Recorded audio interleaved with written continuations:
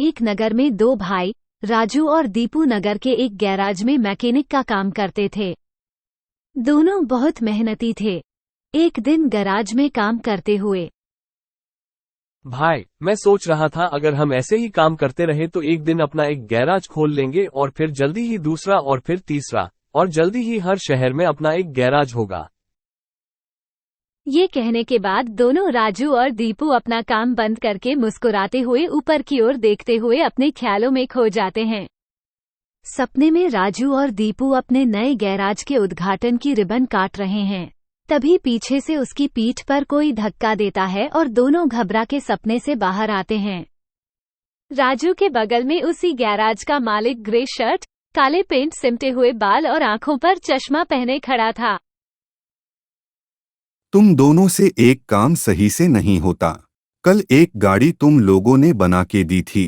ग्राहक का फोन आया था, उनकी गाड़ी से धुआं निकल रहा है और रास्ते में बंद हो गई है। यह 1 महीने में तुम्हारी 8वीं शिकायत है। मैं तुम दोनों को अभी काम से निकलता हूँ, निकल जाओ मेरे गैराज से।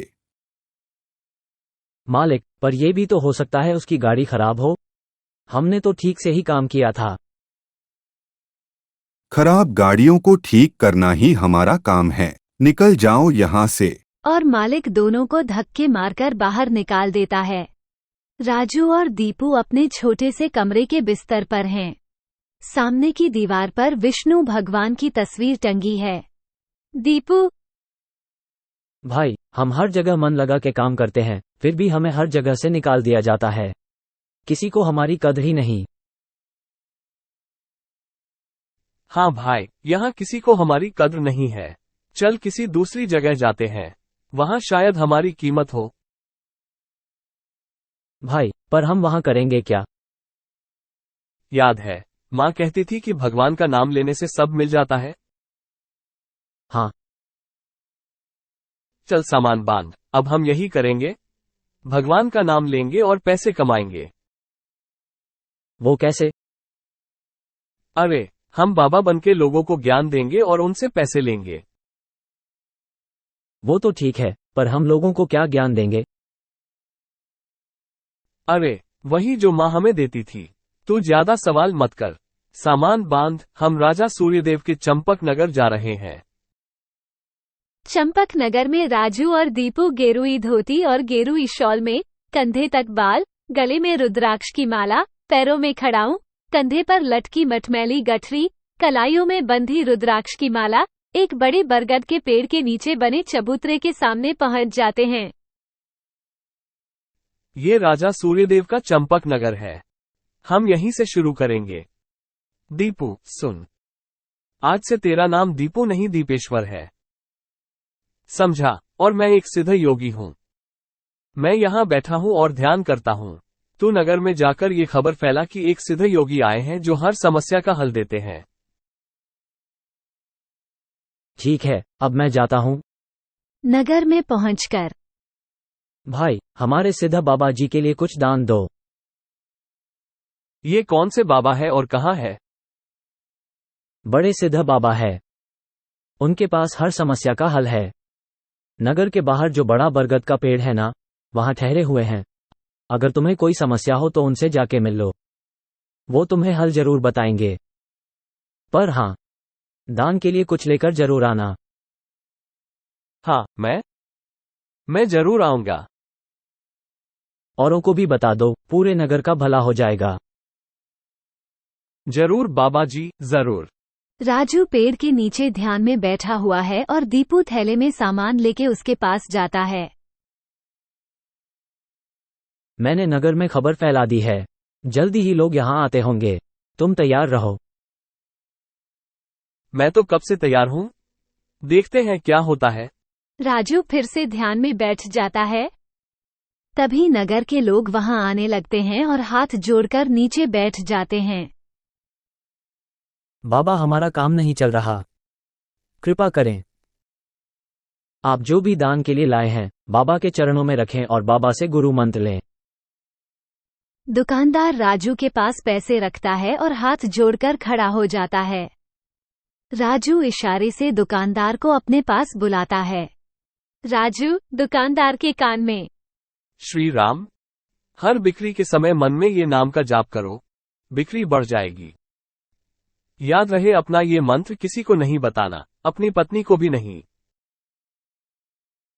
जैसी आपकी आज्ञा बाबा जी। राजा सूर्यदेव के महल में। महाराज, आप राजकुमारी के लिए एक योग्य वर तलाश रहे थे। हमारे गांव में एक सिद्ध योगी आए हैं जो तेजवान हैं और राजकुमारी के लिए एकदम श्रेष्ठ है। गुरुदेव, मुझे आपके चयन पर पूरा विश्वास है। अगर आपने चुना है तो वो राजकुमारी के लिए अवश्य ही उत्तम होगा। सोने, जवाहरात और अनेक उपहार लाओ। हम अभी उन महान योगी के पास जाएंगे और उनसे राजकुमारी से विवाह करने का आग्रह करेंगे। राजू के पास पहुंचकर। हे तपस्वी, मैंने आपके बारे में जो सुना था, आप उतने ही तेजस्वी हैं। मेरा आग्रह स्वीकार करें। राजू ध्यान से आंख खोलकर राजा को देखता है। जी महाराज, कहिए क्या परेशानी है आपको? मेरी इच्छा है कि आप मेरी पुत्री से विवाह करें और ये उपहार स्वीकार करें। राजू काफी देर तक उपहार में लाए सोने, चांदी और अनेक वस्त्रों और उपहारों को देखता रहता है। फिर राजा की ओर मुड़ता है। महाराज, मैं तो एक सन्यासी हूँ, मुझे इन सब से क्या लेना? मुझे क्षमा करें, मैं आपकी बात नहीं मान सकता। दीपू चौंकते हुए राजू को देखता है। मैंने जो सुना था, आप उससे भी महान है।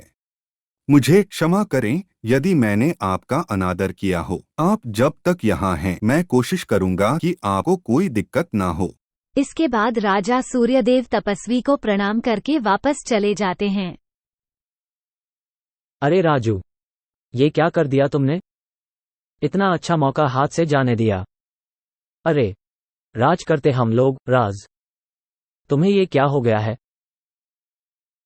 मैं यही सोच रहा था, लेकिन फिर मैंने सोचा कि इतने दिनों से ईश्वर का नाम लेते लेते इतना तो समझ आ गया है कि ईश्वर के नाम अमृत में ऐसा क्या है जो मीरा सारा राजसी ठाट छोड़कर बैरागन बन गई। क्यों प्रहलाद ने अपने पिता की इतनी यातनाएं सही? मुझे भी राम नाम का धन मिल गया है जिसके आगे इस दुनिया का सारा धन फीका है। मुझे ये सब नहीं पता। हम यहाँ पैसे कमाने आए थे, ना कि साधु बनने। मैं चला, मैं अकेले ही सब संभाल लूंगा। तुम्हें जो ठीक लगे करो, पर अगर किसी मुसीबत में फंस जाओ, पूरी श्रद्धा से ईश्वर का नाम लेना, तुम्हारी मुसीबत दूर हो जाएगी। तुम्हारा दिमाग खराब हो गया है? इतनी आसानी से मुसीबत दूर होती तो सभी खुश होते। राजू बस उसे देखकर मुस्कुराता है और ध्यान में बैठ जाता है। दीपू अपनी पोटली उठाकर गांव में चल देता है। क्यों भाई, कैसा चल रहा है? हाँ भाई, सब बढ़िया है और अब घर में सुख शांति भी है। ये भी बेवकूफ बन गया। राजू है तो चालक। उसने ऐसी युक्ति की कि कोई उस पर सवाल नहीं उठा सकता। कुछ राशन दान करो। जरूर। दुकानदार राजू के थैले में चावल डालने जाता है। ये क्या दे रहे हो? इतनी मिठाइयाँ और मेवे हैं तुम्हारी दुकान में और तुम ये कच्चे चावल दे रहे हो। इनमें से कुछ दो। पर बाबा तो ये सब नहीं कहते। तुम्हें क्या करना है? जितना कह रहा हूं वो करो। दीपू आगे जाता है और जौहरी की दुकान पर जाकर रुकता है। और भाई जौहरी, कैसी चल रही है दुकानदारी? बाबा की कृपा से सब बढ़िया चल रहा है। कहिए क्या सेवा करूं? बाबा के लिए कुछ दान दो। इससे पहले कि इन्हें मेरी असलियत पता चले, इनसे तगड़ा दान लेकर गांव से गायब हो जाऊंगा। फिर ये लोग राजू के पीछे पड़ेंगे तो उसे समझ आएगा। बाबा के लिए कुछ दान दो। जौहरी पैसे निकालकर देने लगता है। अरे, ये क्या भीख दे रहे हो? बाबा की कृपा से तुम्हारी दुकान चल रही है। इतने सारे जवाहरात हैं, इनमें से दो कुछ कीमती सा। जितना दोगे उससे ज्यादा मिलेगा। ये बाबा को क्या हो गया है? कोई नहीं, बाबा को देने से मेरा क्या घट जाएगा। जौहरी एक सोने का हार दीपू को दे देता है। ये लीजिए बाबा। अच्छा धन बटोर लिया है मैंने, इससे काफी दिनों तक काम चल जाएगा। बड़ी भूख लग गई है, कुछ मिठाइयाँ खा लूं। दीपू एक पेड़ के नीचे बैठकर मिठाइयाँ खाने लगता है। तभी वहाँ 4 डाकू चेहरे पर नकाब, काले कपड़े और हाथ में छुरी लेकर आ जाते हैं। जो कुछ भी है वो हमें दे दो, नहीं तो हम तुम्हें मार डालेंगे।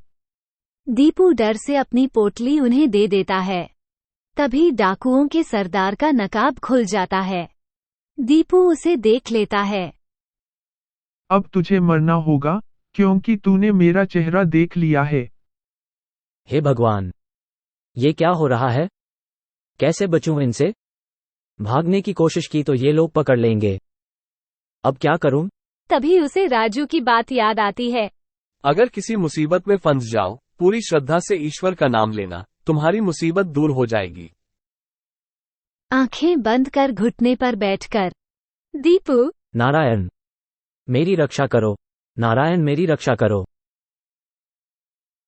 सुन, राजा के सिपाही हमारी ओर आ रहे हैं, इसलिए तुझे छोड़ रहे हैं। अगर तूने किसी को हमारे बारे में बताने की कोशिश की तो तुझे जिंदा नहीं छोड़ेंगे। ये ले अपनी पोटली। इसके बाद डाकू भाग जाते हैं। हे नारायण, मुझसे भूल हुई, जो मैं राजू की बात को समझ नहीं पाया। मैं राजू के पास वापस जा रहा हूं और उसके साथ रहकर आपके ध्यान में अपना जीवन बिताऊंगा। मुझे माफ कर दो राजू, मैं ईश्वर के नाम की महिमा को नहीं समझ पाया। पर अब मैं समझ गया हूं और तुम्हारे साथ ईश्वर के नाम का धन कमाना चाहता हूं। ये सुनकर राजू दीपू को गले से लगाता है।